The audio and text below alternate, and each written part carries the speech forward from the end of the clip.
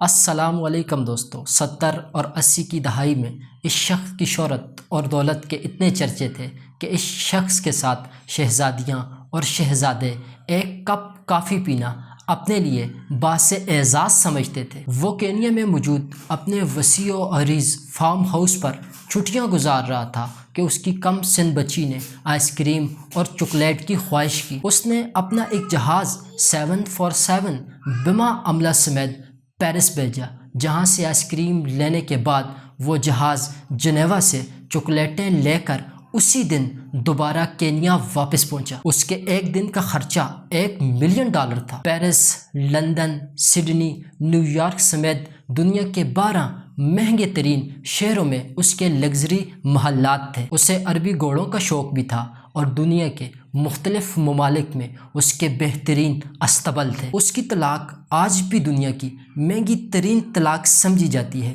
جب اس نے $875 ملین اپنی امریکی بیوی کے منہ پہ مارے اور اسے طلاق دی۔ اس کے پاس جو یاٹ تھی وہ اپنے دور کی مہنگی ترین یاٹ تھی، جو اس وقت بادشاہوں کو بھی نصیب نہ تھی۔ اس یاٹ میں 4 ہیلی کاپٹر ہر وقت تیار رہتے تھے اور 610 افراد پر مشتمل خدام اور عملہ تھا۔ اس یاٹ کو بعد میں برونائی کے سلطان نے خریدا اور اس سے ہوتے ہوئے ڈونلڈ ٹرمپ تک پہنچی، اور ٹرمپ نے وہ یاٹ $29 ملین میں خریدی۔ اس یاٹ پر جیمز بانڈ سیریز سمیت دنیا کی کئی مشہور ہالی ووڈ فلمیں شوٹ کی گئیں۔ اس نے اپنی 50ویں سالگرہ پر اسپین کے ساحل پر دنیا کی مہنگی ترین پارٹی دی، جس میں 400 مشہور شخصیات شامل تھیں، جنہوں نے 5 دن تک اس ساحل پر خوب موج مستی کی۔ امریکی صدر رچرڈ نکسن کی بیٹی کی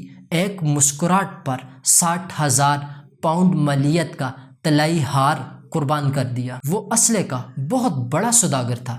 وہ ملکوں کے درمیان اسلحے کی ڈیل اور معاہدے کرواتا تھا۔ سعودی عرب اور برطانیہ کے درمیان اس نے $20 ارب کے معاہدے کروائے۔ شباب اور شراب اس کی کمزوری تھی۔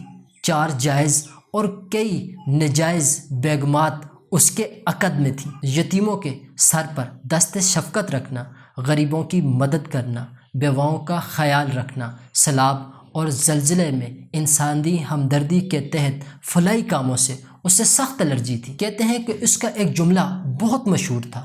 وہ کہتا تھا کہ حضرت آدم علیہ السلام نے اپنی اولاد کی ذمہ داری مجھے نہیں سونپی ہے۔ 80 کی دہائی میں وہ شخص $40 ارب احساسوں کا مالک تھا۔ پھر آہستہ آہستہ اللہ تعالیٰ نے اس کی رسی کو کھینچ لیا اور اس کا سفر تنزلی کی طرف شروع ہوا۔ اربوں ڈالر کے ہیرے اس کے پانی میں ڈوب گئے۔ اب کاروبار میں خسارے پہ خسارہ شروع ہوا، قرضے پہ قرضہ چڑھا۔ اس کے سب احساس سے فروخت ہو گئے۔ دوست احباب بھی اسے چھوڑ کے چلے گئے۔ اس کا سب کچھ لٹ چکا تھا۔ یہ کنگال ہونے کے بعد گمنامی کی پاتال میں چلا گیا۔ کسی کو کوئی خبر نہیں تھی کہ یہ کہاں پر ہے۔ پھر یہ اچانک لندن میں ایک سعودی تاجر کو ملا۔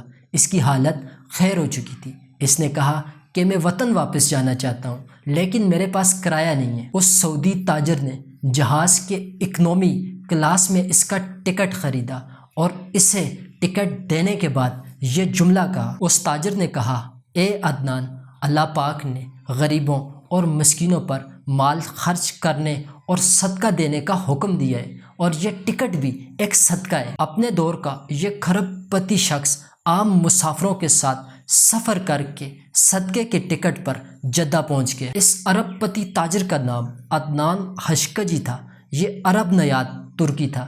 اس کی پیدائش مکہ مکرمہ میں ہوئی تھی۔ اس کا والد صاحب شاہی طبیب تھا اور یہ ترکی میں قتل ہونے والے صحافی جمال خاشقجی کا چاچا تھا، اور اس کا انتقال 2017 میں ہوا۔ یقین کریں کہ اس شخص کے بارے میں جب میں نے پڑھا تو میں ہل کے رہ گیا۔ اللہ تعالیٰ کے انصاف پر میرا ایمان مزید پختہ ہو گیا۔ اس ویڈیو سے ہمیں یہ سبق ملتا ہے کہ ہم جتنے بھی طاقتور ہوں، ہم جتنے بھی دولت مند ہوں، اللہ کے ہاں ہم بہت کمزور ہیں۔ اس لیے اپنی دولت کو اللہ کی بغاوت کے طور پر استعمال نہ کریں، کیونکہ اللہ کی پکڑ بہت سخت ہے۔ آج کی ویڈیو میں اتنا ہی۔ ویڈیو اگر اچھی لگی ہو اسے لائک اور شیئر لازمی کریں۔ اگر آپ چینل پر نئے ہیں تو چینل کو بھی لازمی سبسکرائب کریں۔ اپنا خیال رکھیں۔ اپنوں سے زیادہ دوسروں کا خیال رکھیں۔